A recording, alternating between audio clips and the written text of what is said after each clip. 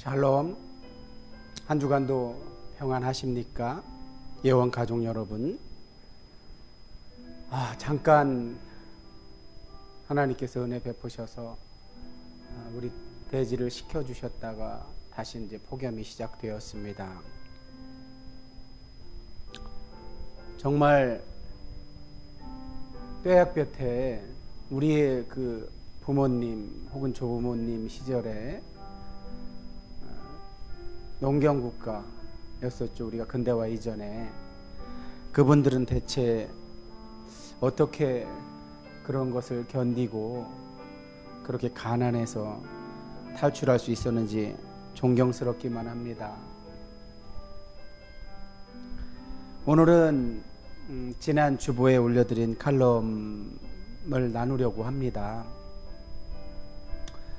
주일 예배 때, 지난 주일 예배 때도 잠깐 언급해 드렸지만,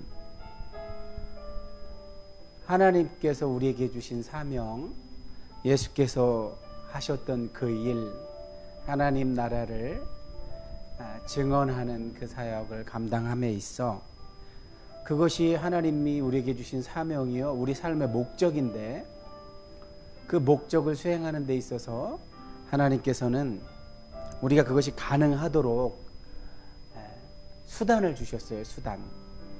그 수단이 하나는 기도를 통한 성령 충만이요, 또 다른 하나는 그 말씀에 근거한 기도를 통해서 성령 충만함으로 하나님께서 주신 사명을 감당할 때 오는 그런 행복감입니다. 행복감. 그러니 결국은 하나님께서 주신 사명을 이루며 사는 것이 우리의 목표인데, 달리 말하면 하나님 나라를 우리가 먼저 누리고 증언하는, 세상에 증언하는 그 사역을 감당함에 있어서 기도와 행복감이라는, 성령 충만에서 오는 행복감이라는 그런 연료를 우리에게 허락하셨다는 사실. 그런데 제가 이렇게 두 가지로 그 연료라는 은유를 사용해서 여러분께 말씀드렸는데, 사실은 그 기도를 정의하기가 만만치 않죠. 각자가 아마 다르게 정의할지도 모르겠어요. 그러나 이제 성경이 우리에게 계시하신, 하나님께서 알려주신 말씀에 근거해서 정의해야 되겠죠. 이제 저의 경우에는 기도는 하나님과의 대화이다. 없이 계시는 하나님, 보이지 않는 하나님이시기에 우리가 현실에서, 우리의 삶에서 분주하고 소란스러워서는 하나님과 소통할 수가 없죠. 그래서 마태복음 같은 경우에는 골방에 들어가서 소통을 하고 하는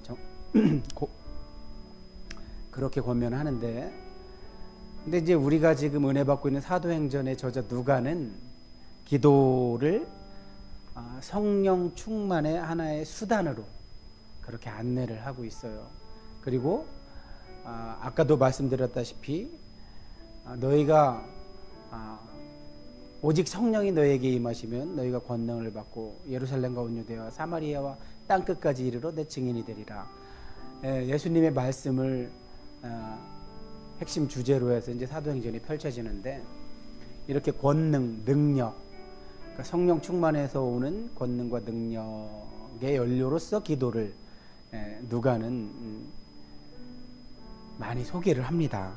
그래서 이제 저의 경우에는 평상시 예배 때 이외에도 우리의 삶 전 영역에서 하나님께 자꾸 여쭤보고 뜻을 묻고 그러면서 침묵하시는 하나님을 견디면서 하나님께서 원하시는 것을 하려는 행위 자체가 저는 기도라고 생각하는데, 누가를 의지하면 그것도 물론 기도지만 구하고 찾고 두드리는 그런 개념의 기도는 증인 사역에 필요한 능력을 받기 위한 기도라는 그런 측면으로 접근을 하더라고요. 근데 여기에 저는 하나를 더 넣으려고 합니다. 그 기도, 우리 자연인은 본능적으로 편안함을 추구하려고 하잖아요. 안정감 있는 삶, 편안한 삶, 고통과 고난이 없는 삶, 그래서 미래를 예측하고 싶어 하고, 우리 자연인은 그런 본능을 가졌는데, 성령 받은 자는 그렇게 인도하시지 않더라는 거죠. 그러니까 구약을 예로 들면 이스라엘 백성을 왜 굳이 메소포타미아 문명과 이집트 문명 사이에 그곳을 선택해서 선택된 백성을 그곳에 두셨을까를 생각해 보면 그곳이야말로 강대국들의 격전지요, 통로였었잖아요. 그래서 늘 고난이 끊이지 않았죠. 그래서 그 고난 가운데서 하나님을 찾으라고 그렇게 섭리하신 건지 것이 아닌지 이렇게 생각해 보게 됩니다. 그리고 이제 우리 신약의 교회 성도들의 경우에는 성령을 이렇게 누가복음이나 사도행전에서 그리는 그런 성령 충만의 측면에서 바라보면 그런 은사를 왜 허락하셨을까 생각해 보면 역시나 우리 신앙인의 삶이 고난의 연속이기 때문에 그러지 않으셨을까. 그 고난 속에서 누가의 권면처럼 구하고 찾고 두드리게 하려고, 그러니까 기도의 동력이 되는 건 역시 고난이더라는 거죠. 사도 바울도 고난이 내게 유익하다고 그렇게 표현한 적이 있고, 또 시편 기자들도 그런 유사한 표현들을 많이 했는데, 그래서 저는 지난 주보에 실은 칼럼을 고난이라는 주제로 올렸습니다. 여러분과 함께 나누려고 그렇게 고난이라는 주제를 선택했는데, 우리의 삶을 들여다보면 한 개인이 살면서 맞닥뜨리는 고난의 형태가 각기 다를 수 있습니다. 물론 성경의 우리 저자들, 예수님의 제자이자 사도들은 자기가 잘못한 걸로 인해서 받는 고난이야, 그건 뭐 당연한 걸 무슨 말을 하냐. 그러나 그리스도인으로서 받는 고난이야말로 하나님께도 영광이 되는 것이요 우리의 자랑이다, 그렇게 이야기하는데, 그렇죠. 하나님 나라 증언 사역을 하면 고난이 끊이질 않죠. 자, 그런데 이거는 이제 우리 성령 받은 사람들의 이야기고, 온 인류의 측면에서 바라보면 그 고난을 대하는 태도가 각자가 다릅니다. 가장 크게 나눠보면 신의 존재를 믿지 않는 무신론자들의 경우에는 살면서 오는 고난에 특별히 의미를 부여하려 하지 않죠. 특별히 뭐 과학적 사고를 하는 사람들이야, 특히 물리학 전공하신 분들은 꼭 의미를 부여해야만 하느냐, 이런 말도 합니다. 어쨌든 이처럼 무신론자와 유신론자, 종교성이 있는 사람은 그 고난을 대하는 태도가 다른데, 자, 그렇다면 크게는 이제 무신론자와 신을 믿는 자로 나눴다면, 그럼 신을 믿는 자, 유신론자 안에서 한번 조금만 더 좁혀볼게요. 우리 그러니까 같은 성경을 사용하는, 물론 유대인들은 타낙이라고 그래갖고 이 24권으로 된 구약 성경, 히브리어로 된 구약 성경만 사용하지만, 어쨌든 구약은 우리 기독교도 같은 본문을 사용하니까 동일한 하나님을 믿고 섬기죠. 자, 유대교와 기독교로 한정했을 때 이 둘은 살면서 오는 고난의 의미를 부여합니다. 둘 다 의미를 부여합니다. 그런데 어떤 의미를 부여할까요? 유대교나 기독교나. 그거는 이제 우리 구약 성경을 보면 잘 알 수 있죠. 고난의 원인이 하나님에 대한 불순종 혹은 죄의 결과. 그러니까 저 사람이 하나님으로부터 분리되는 그걸 이제 죄라고 하죠. 죄의 결과로 하나님으로부터 분리된 하나님의 성품을 잃어버린 거죠. 그래서 이제 우리 개혁교회는 그런 전적 타락을 믿어요. 하나님으로부터 분리된 자는 전적 타락자라고 그렇게 이제 규정을 하는 거죠. 그러나 이제 반대편에 있는 자들은 그래도 도와줄 것이 있다. 인간의 그러니까 자연인의 성품 안에도 하나님의 성품을 닮은 측면이 있다. 뭐 이렇게 좀 의견이 갈리는데 어찌 되었든 자, 그러니까 고난의 원인을 불순종이나 죄의 결과로 보는 것에서는 유대교나 기독교가 동일한데, 그런데 우리 기독교의 경우, 예수께서 메시아로 그리스도로 오신 것을 믿는 기독교의 경우에는 그런 어떤 한 사람이 지금 고난을 겪고 있다. 뭐 질병이 되었든 뭐 어떤 형태든 고난을 겪고 있을 때 그것이 그의 죄의 결과 혹은 하나님께 대한 불순종의 결과라는 인식에서 예수님이 해방시켜 주시죠. 예. 그래서 성경을 해석하는 게 굉장히 중요합니다. 어떤 이 해석학자는 성경을 잘못 왜곡되게 해석하는 많은 경우들을 보면서 그걸 해석의 폭력이라고까지 이야기합니다. 그런데 어찌되었든 예수님이 오셔서 그런 유대인들이 잘못 해석했던 부분을 이렇게 교정시켜 주셔서 비로소 예수님을 믿는 우리 기독교인들에게는 그런 율법주의에서 해방을 시켜 주셨건만, 우리 기독교 안에도 다시 율법주의가 들어와서 다시 멍에를 지우려고 그렇게 하는 사람들이 너무나 많아요. 마태복음 11장 예수님 말하죠. 수고하고 무거운 짐진 자들아 다 내게로 와라. 예수님이 왜 초청하는 거예요? 내가 너희 짐을 다 덜어주지 않았느냐. 그러니 내게 와서 쉬어. 그 율법의 짐을 자꾸 짓지 말고. 이렇게까지 예수님이 말씀해 주셨건만, 오늘날 교회나 교회가 건물 안에 자꾸 하나님을 가두려고 하는 거나, 또 교리의 범주 안에 가두려고 하는, 또 교회에 소위 말해서 조금 직급이 높다고 그래서 막 명령하듯이, 그리고 조금 더 봉사하고 많이 섬긴다고 그래서 자기가 높아져서 의시되고, 이런 모습들을 보면 참으로 안타깝죠. 자, 그런데 어찌되었든 이런 문제를 다루는 이유는 아까 말씀드렸잖아요. 신앙생활이 행복해야만, 신앙생활에서 오는 그 행복감을 느껴야만 그것이 연료가 되어서 예수님이 하라고 하신 그것을 할 수 있다고 그랬잖아요. 그래서 신앙인에게 있어서 이 행복감이라는 건 굉장히 중요한데, 좀 전에 말씀드렸다시피 자꾸만 그 행복감을 한 사람의 신앙인에게서 앗아가는 율법주의관을 가진 분들이 교회 안에 너무 많다는 사실. 이스라엘 백성 때 그 종교 지도자들이 자꾸만 지워진 그 이스라엘 백성에게 지우는 그 짐처럼 말이죠.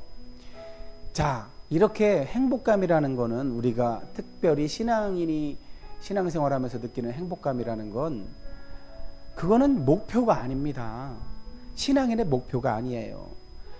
하나님 나라를 증언하는데, 증인사역을 하는데 수단이나 도구로 하나님이 행복감을 느끼게 해주신 거지 절대 목표가 아니라는 사실을 아는 것이 중요합니다. 그런데 잘 보십시오, 여러분. 오늘날 우리 신앙인들의 주변에 함께 신앙생활을 하는 분들 가운데, 그가 목사이건 장로이건 권사이건 집사이건 아니면 성도이건, 정말 행복감을 연료로 해서 하나님 나라 증언하는 실존들을 여러분이 경험하고 계십니까? 하나님 나라는 그러니까 누리면 전하지 않을 수가 없겠죠. 자기가 너무나 행복한데 하나님 나라라는 것이 이런 거구나 하고 한껏 누리는데 그거 어떻게 증언하지 않을 수 있어요. 오순절 성령 받고 나서 베드로나 사도들 또는 뭐 나중에 이제 우리 사도행전 뒤에 가면 스데반 집사도 나오는데 그들이 대체 왜 그렇게 박해, 핍박, 죽음으로까지 위협하는 걸 두려워하지 않고 증언을 했던 걸까요? 행복하니까. 증언하지 않고는 견딜 수가 없으니까. 성령이 충만해서.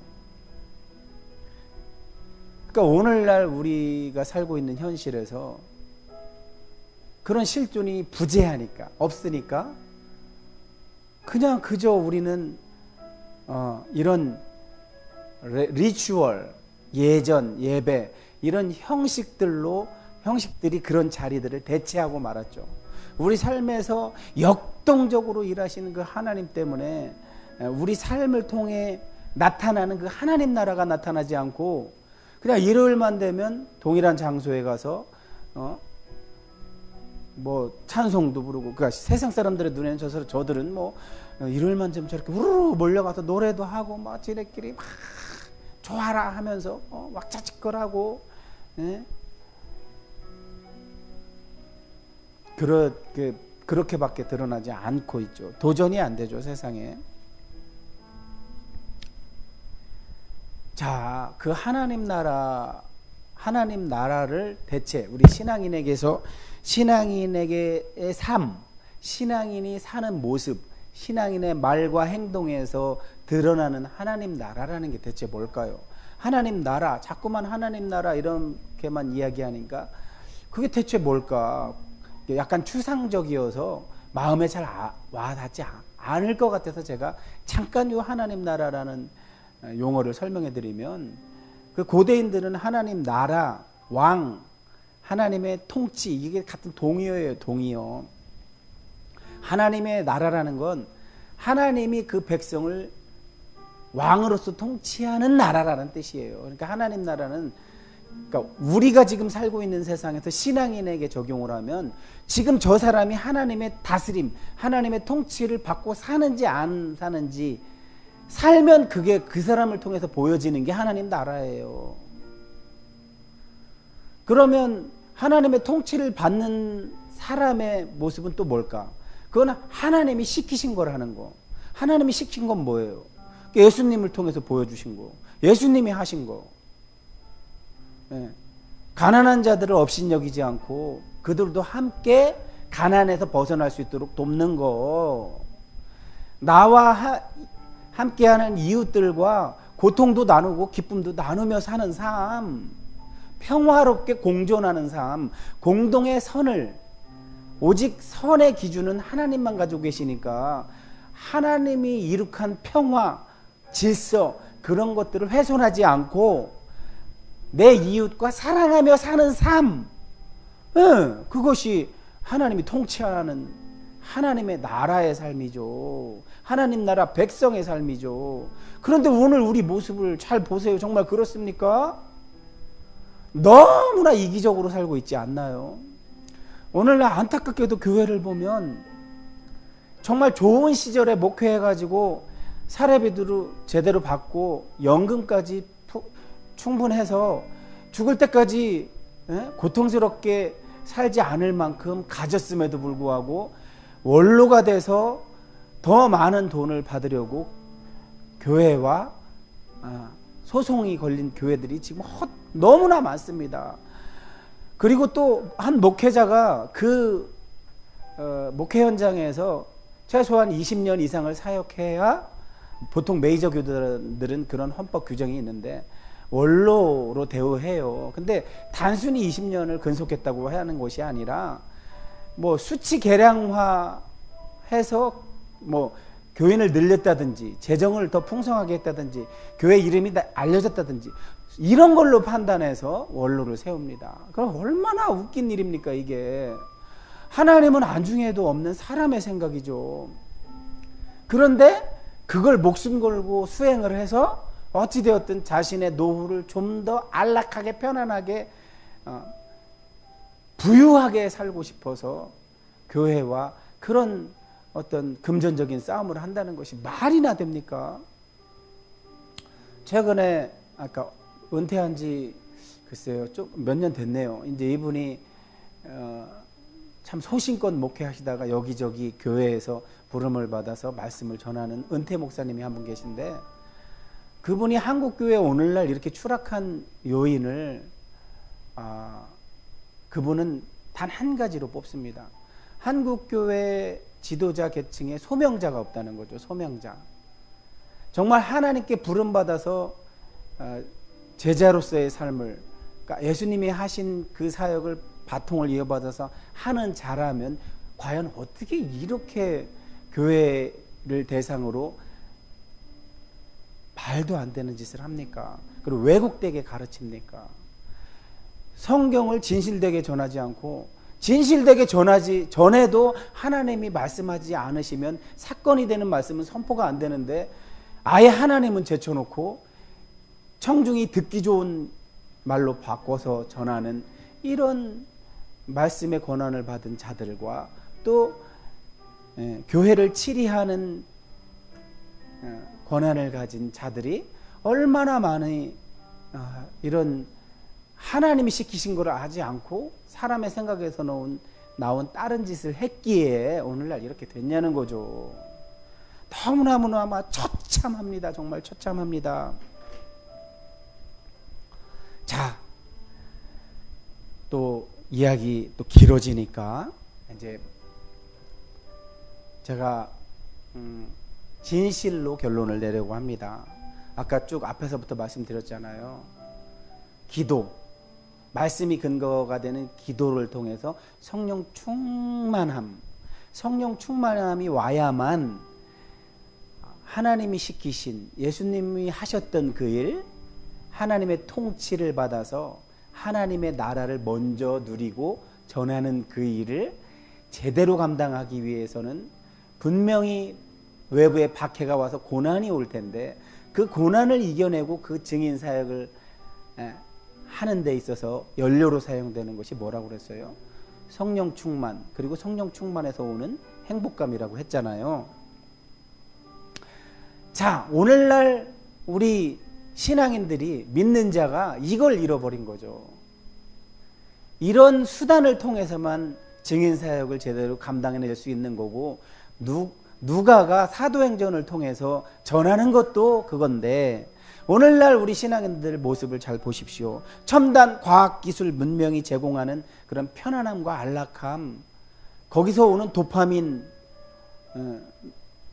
호르몬으로 만족해서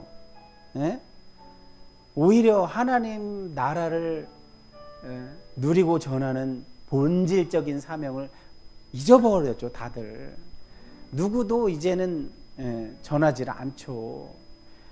괜히 말 꺼냈다가 박해를 당할 수도 있고 또 미워할 수도 있으니까요, 상대가.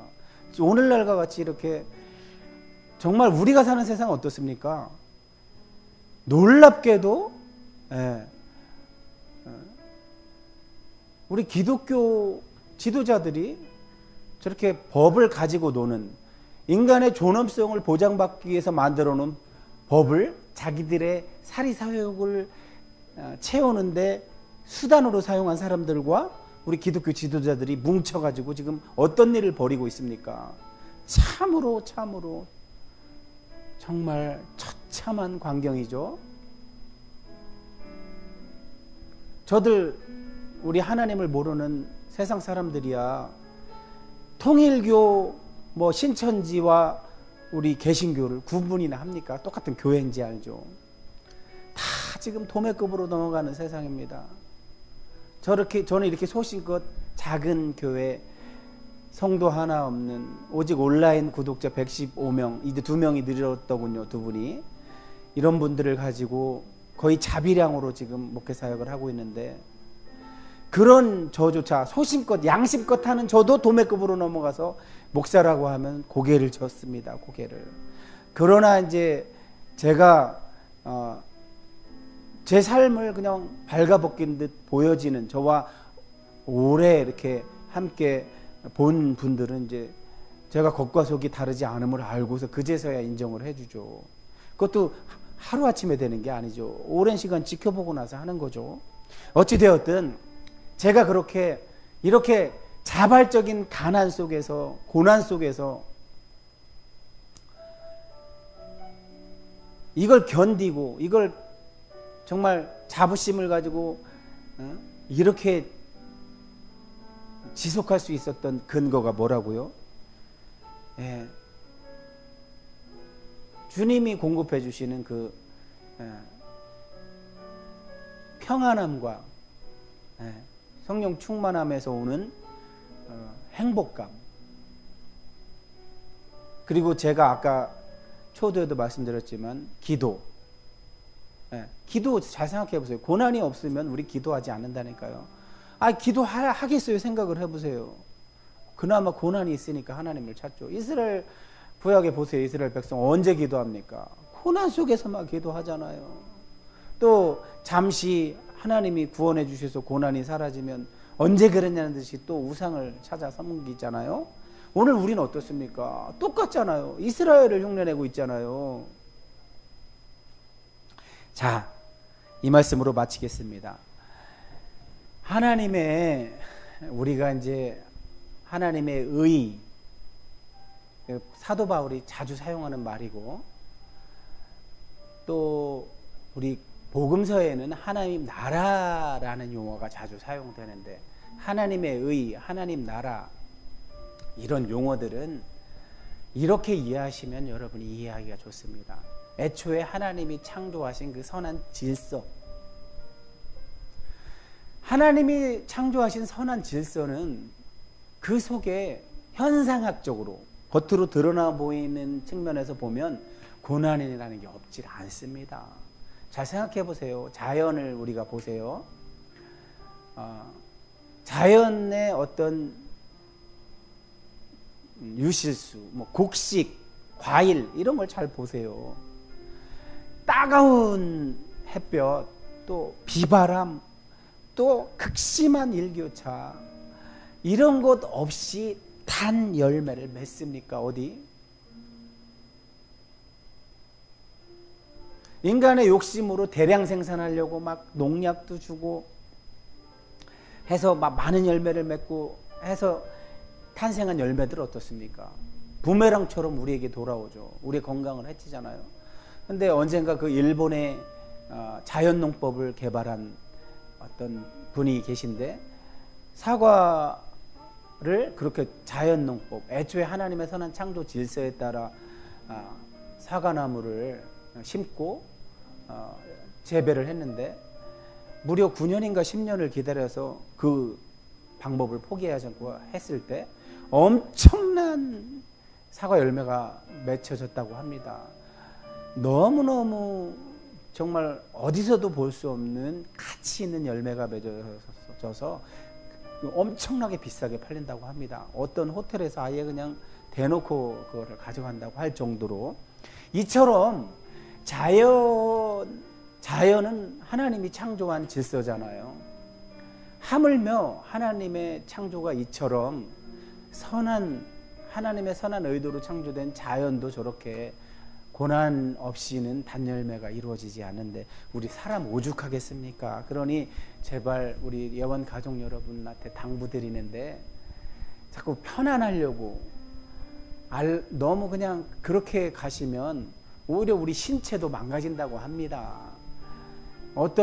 제가 편안함의 습격이란 책을 지난 주일날에도 신간이 나와서 제가 사서 읽는다고 했잖아요. 거기도 나와요. 일부러 막 극한 체험을 하면서 알래스카나 이런데 막 그런 데 가서 막 한 달여 동안 캠핑 생활을 하면서 막 술록을 잡아서 사냥해서 생존을 하는 이런 걸 경험하면서 그분이 이제 느낀 걸 책으로 낸 건데, 현대 사회 이런 첨단 과학 기술 몇 명이 주는 것에 익숙해져서 점점 이제 움직이지 않으려 하고 편안하게만 하려고 하는 삶이 얼마나 우리 인류를 망가뜨리고 있는지를 그분도 몸소 체험했기에 그런 시도를 하는 거였겠죠.